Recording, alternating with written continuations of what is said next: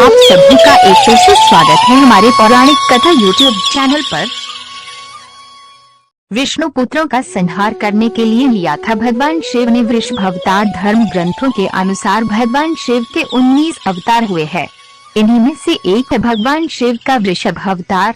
जहां भगवान शिव ने कई अवतार दानवों का विनाश करने के लिए लिए थे, वही वृषभ अवतार विष्णु पुत्रों का संहार करने के लिए लिया था।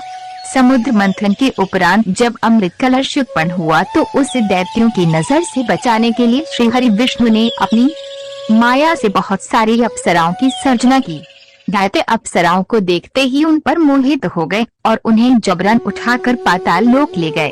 उन्हें वहां बंदी बनाकर अमृत कलश को पाने के लिए वापस आए तो समस्त देव अमृत का सेवन कर चुके थे।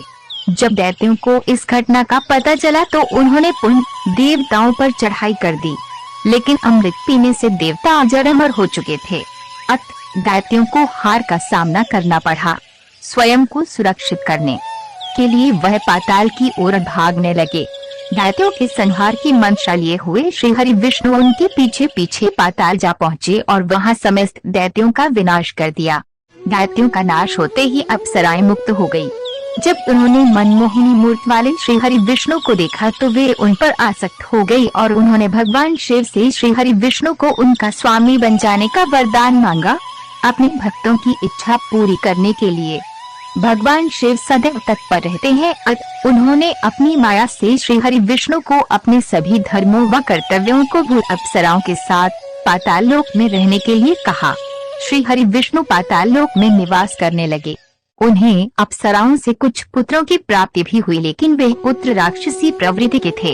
अपनी क्रूरता के बल पर श्री हरि विष्णु के इन पुत्रों ने तीनों लोकों में कोहराम मचा दिया।